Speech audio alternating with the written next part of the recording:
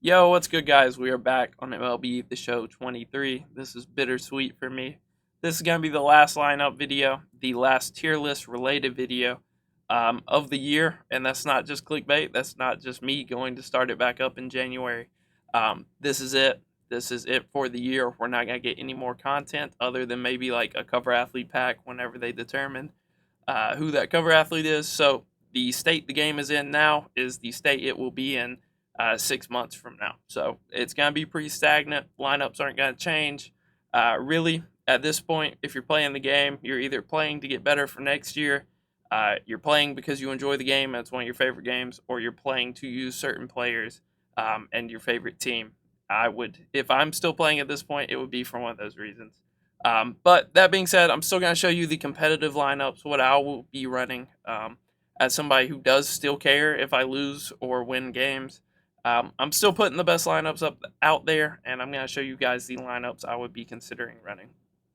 The first one, I'm not going to go over very much so at all. I'm going to get this off so you can see who is at first. You can see it's Babe Ruth. This lineup is extremely outdated. I can only use set 1 and 2 players with it in a wild card spot because it still has my cap from the original cap glitch in Season 1. You can't do it anymore if you didn't already do it, and if you deleted your lineup, it's gone. There's no way to do it again. But he would basically come in and play catcher for Chipper. He's also here. You can see the rotation is a bit limited. The bullpen is fairly limited. But if I ever did want to break the cap out again, this would be how I would do it. So the first of the normal lineups I would consider running is the shortstop team, the Rollins team. Of course, I would glitch it just because that gives you an extra slot to play with. So it's advantageous no matter what. And there's really no reason that everybody shouldn't be doing it right now. I'm going to link that video again down in the description. There's no reason by the end of this game cycle it should not be one of my more viewed videos. Just because the longevity, the glitch is clearly not going to get patched at this point. There's no reason in not doing it, especially now since all the captains are 25k. So in general, I would go run that up. I would learn how to do it. You only got to learn it once. It's the same process no matter who it is. And yeah, so we are glitching Rollins for this. I went with Mickey in the outfield because he's more complete than Griffey when Griffey doesn't have the durability boost. We have Mike Trout in center. Whether you would want to use this one or the WBC one is up to you. For me, this one has like 20, 30 more reaction almost. So I think it's kind of a no-brainer. And then in right field, we have Mookie because he does make the shortstop team. And we're using the snapshot one because he is like 20 speed faster than the finest one. So if I was playing him in the outfield, I would go for the snapshot one. First base, I'm going Josh Donaldson. There's some other great options on this team, I'll be honest. There is Ernie Banks, and there is either version of Manny Machado if you'd like. There's Javier Baez. There are basically endless options if you wanted to run them, but for me, it's Josh Donaldson. The card was phenomenal for me this year when I used him, and he's got first base on lock on the shortstop team. Second base, Ozzy. I just want to use this card. If I'm running the shortstop team, it's mainly because I want to use Ozzy Albies. I can work the majority of these other guys into other teams. Ozzy, I feel like, has to be on the shortstop team. Without it, his contact's just kind of mid. He's not very fast. But with it, he gets huge bumps to the contact. His wheel starts to look very complete like that. So for me, he's a second baseman on this team. Shortstop, it's Ellie. I don't think there's anybody really close.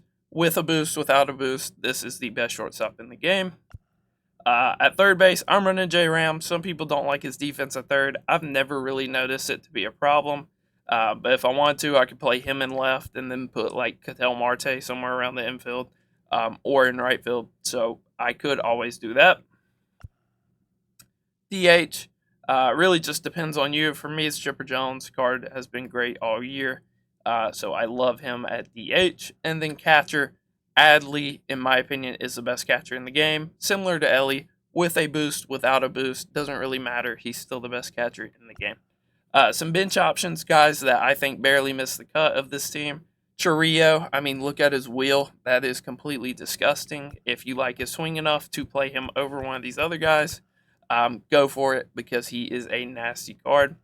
Ketel Marte, I would run the All-Star one because of the speed if you're playing him in the outfield. If you want to run the Milestone one in the infield because he is slower but has more power, then you could do that. Other than that, David Wright's good. I don't really like his swing. I haven't liked it all year, so I'm not going to run him personally. And then Brian Roberts for me. He's fine. I think he's overpriced with how the Finders Keepers cards have gone up. But if you have enjoyed any version of Brian Roberts this year, he is a very good card. On to the next lineup, durability team. This is the bread and butter of pretty much everybody's lineup for the entire year. So you're going to be used to seeing a lot of these cards, so I won't, hover over it too long. Griffey on the durability team is a god, probably the best Griffey we've ever gotten, just stats wise, absolutely crazy. And he plays like it, one of my few players about over 500. He is a crazy card. Mike Trout makes this team. It makes him somewhat slightly better. Doesn't really make a difference for him. Same for Acuna. I think he might get a contact, but probably nothing really. J-Ram gets significantly better on the durability team. You can see another one of those cards for me where he is one of the only cards all year I've hit over 500 with. Absolutely elite. Ellie, I already said, is the best shortstop. He gets a couple contacts on this team. Mookie, you can see this card is nasty. This is my choice for a Mookie if I'm running him in the infield, not at shortstop. I would run the finest one just because of the wheel. You can see a 125 max out hitter across the board. Absolutely nasty card. And at first, I like Santana. If you want to work in some other guys, you have the chase card Bryce Harper if you like his swing. You have Jimmy Fox if you like him. Miguel Cabrera is basically a perfect card if you liked him.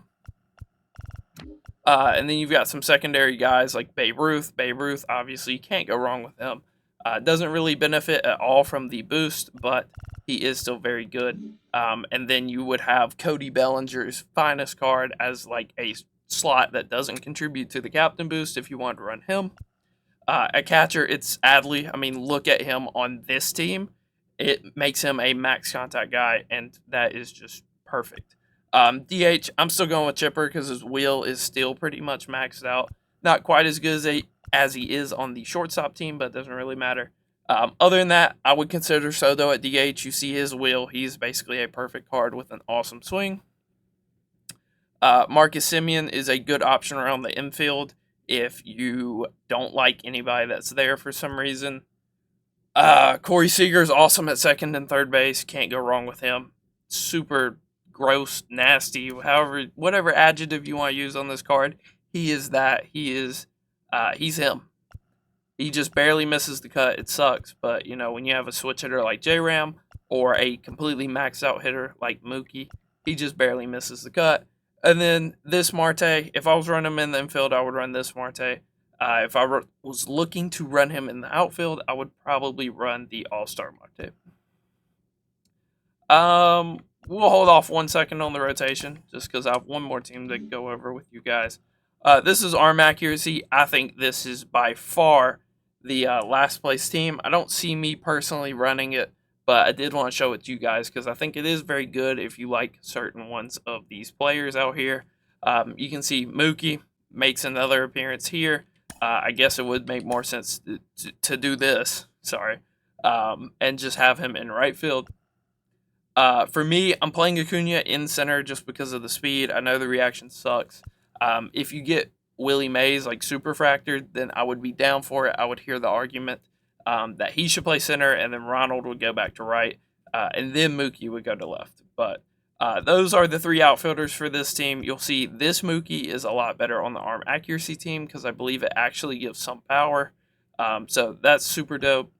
At first base, this Bryce Harper is basically the same as that finest Bellinger, where they are just basically perfect hitters, and it's whoever swing do you want more.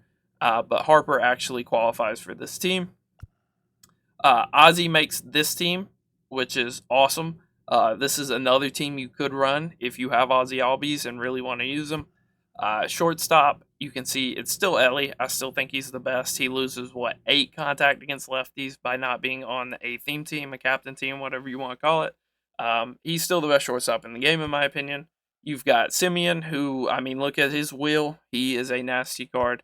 Adolis, look at his wheel. He is a perfect hitter. If you are somebody who has enjoyed Adolis this year, does not describe me, but I know a lot of people did enjoy him this year.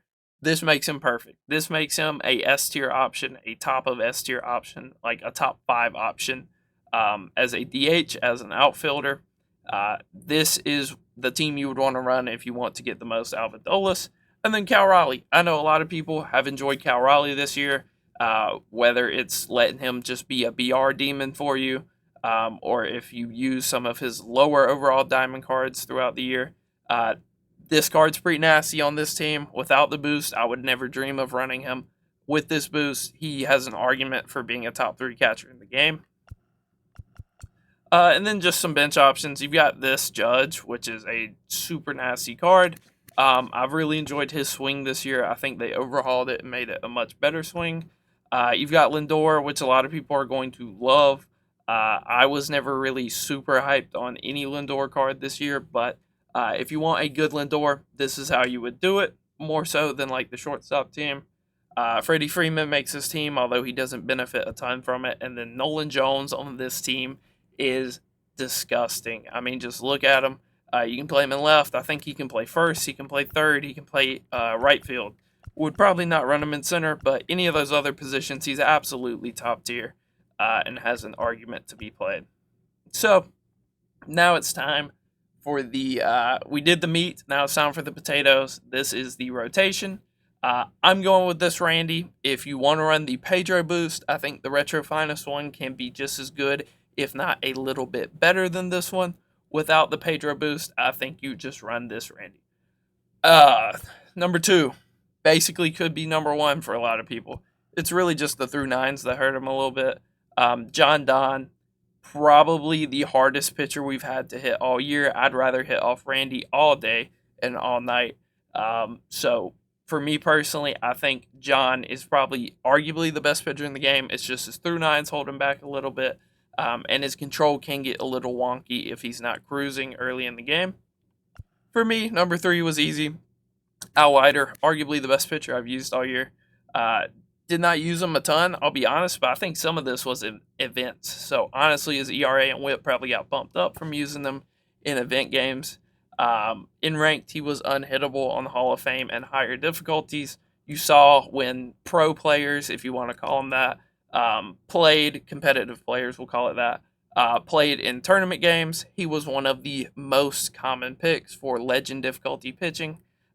He's just tough. He's just a tough pitcher to hit. A lot of his pitches don't move in predictable ways. He has an unorthodox pitch mix. So I really like Leiter. He's definitely in my rotation. Corey Kluber has not been as dominant as I was personally hoping for him to be, but he is still a very good card. And definitely somebody that argues for a back of the rotation spot.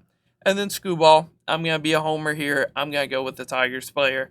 I think he is basically just a slightly better Clayton Kershaw, but if you do like Kershaw over him, or if you don't want to spend the stubs or go play BR to get him, then I can't blame you for that. Other honorable mentions, if you enjoyed Maddox this year, you could use him. I think he's outdated at this point when you look at his hits and the fact he doesn't have like maxed out walks. But if you do enjoy Maddox, you can still use him. I would not hate it, especially if you are somebody that plays at those higher difficulties. Roki, I would not use unless you play on legend difficulty. I remember it like it was yesterday that his forkball is way too close to all his other pitches, and it gets hung a lot and it gets banged a lot. So I'm not a huge fan of that. The other Darvish from the BR program, you could run that card if you are good with that pitch mix and you enjoy that. This Shohei would be my personal pick for pitchers if I wanted to use one of these Shoheis. You might have saw he was in the cap squad. So I enjoy him a whole lot more than like the monthly ones. Kerry Wood's not bad. Nolan Ryan's good if you play on lower difficulties. Who else would I mention in like my best rotation of the year? Whole lot of cards. Senga has an argument for a back end spot. If he had Outlier, I think he'd be dominant. Roy Halladay is awesome. If you play on super high difficulties, if you are a legend player, if you are a Hall of Fame player, Roy Halladay's dope. Paul Skeens is very good. A lot of people really enjoyed Paul Skeens this year. I would probably have him as one of my back end of the rotation guys if like Kluber doesn't work out. Pedro, I love this card when I use him. You can see his ERA doesn't really match his WHIP. He has a sub 1 WHIP, which means he gives up like less than 1 base runner an inning. But yeah, he has like a 5 ERA. Doesn't really add up. So for me, I loved Pedro this year. I think he's the best of this pitch mix. We saw a lot of decent pitchers with this pitch mix throughout the year. Pedro was like the first one. Then we had Grayson Rodriguez, and then we got Verlander. Out of those guys with this like exact pitch mix, I think Pedro's the best personally. Diego's not a bad shout for a back end of the rotation guy, and then Wainwright's also not bad. So that's a lot of guys competing for those final few slots, but I think these front three are so solidified. I would not change a thing. Bullpen, Lee Smith is up in the air. Obviously, basically a brand new card. I've got no reps with him. If he's anything like the card at the start of the year, he'll make the bullpen for me. Devin Williams can be very good if utilized effectively. I think this one throws he throws a much faster cutter than all of the other Devin Williams we got through the year. So I like that, especially for higher difficulties. But you do have to be mindful about who you're bringing him in against. It does have to be the right player. Chapman, one of the more dominant lefties we had all year. He's super tough on lefties, super tough on righties. I think this one blows the finest one out of the water.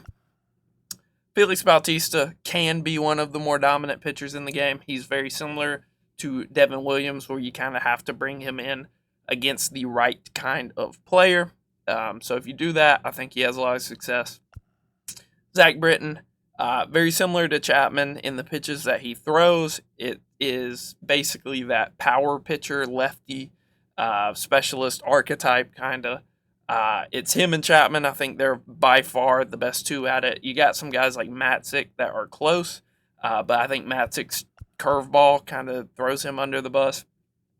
For me, I prefer this Kenley because of the circle change. I've said it a million times. The circle change tunnels much better with the sinker than the signature Kenley does, where he has a changeup and a sinker. Nobody's swinging at that. It's not a good pitch mix to try to tunnel with. Then you have Aaron Loop, more of like a finesse lefty specialist. Basically unhittable lefty-lefty, in my opinion. A lot of people started to get more comfortable with him, but I think when you bring him back into the meta, he's going to be hard to adjust to. And then Mariano Rivera, I think arguably my best relief pitcher of the year. Love this card. Something about his arm slot and throwing 97-mile-an-hour sinkers with great control. It just isn't right, and it's very hard to hit. But that is it for the lineups I would consider running. I want to try the cap team. I'm looking forward to trying out the cap team because I have missed my cap dearly, and I was hoping I could bring him back in a normal lineup, but unfortunately I still have these restrictions. So other than that, I'm going to show off the events lineup just for you guys, just because it will be here forever. What players you use, don't sweat this event. What I would do is if you have programs you wanted to complete from before that need PXP, I would run those players in this event. It's Moonshot. You're going to get a ton of PXP. If you want to add some parallels to a player, like for me, it's Mike Trout. It's the only reason him and Adley are in here. I'm not really sweating my brains out necessarily. I just want to get them super fractured. And obviously with the lineups I'm running, I would do that in ranked anyway.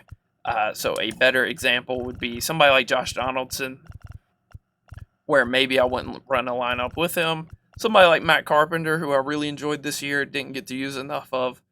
Wish I did use him more. Somebody like Glaber, I did not get to try out Glaber at all this year. Heard a lot of people say awesome things about this card. He looks so good with the captain boost. Also, you can glitch the captain boost in the event. I would go ahead and do it. It's not going to do a lot in Moonshot, but you can do it. And then these are the pitchers I would run personally. This is what I wanted to show off at just the very end for people that are going to grind this event because it is going to be here forever. I would run these starters. I would run this bullpen. There are probably some super sneaky ones. I only went down to like 61 overall. But if you play the event enough, you will find somebody that's sweating. they will bring out a nasty pitcher to face against you. And, you'll learn. You'll learn. You can build a lineup that way. Other than that, things I would be doing, any captains you want are in the store here at this point. They kind of cooked that. Captains are no longer pay to win. So I have absolutely no guilt about telling you guys to go do the glitch. If you're not doing the glitch, you're hurting only yourself at this point. Every captain's 20K. You can run any of them you want, other than, I think, the pre-order ones from the very start of the year. I don't think they re-release those yet. They might in the future. And then other than that, go crazy, man. It's the end of the year. I pulled like 20 chase packs for Mickey and got him. I'm not saying that you guys will get them, but you don't have a lot to lose at this point of the year, especially if you're running a lineup anywhere close to mine. Just have fun. It's about having fun. If you want to run theme teams, go run theme teams. Have fun on the game, and get ready for next year. But yeah, guys, that's the lineups I'll be running. I don't know how much I'll be playing. I'll still be uploading my Inside the Mines. I know I've been slacking on those a decent amount, but I'll be doing Inside the Mines and look forward to a year in review where I go over the game, go over some of my favorite players of the year, some of my least favorite players of the year. That is coming soon. I'm looking forward to it. Till next time, peace.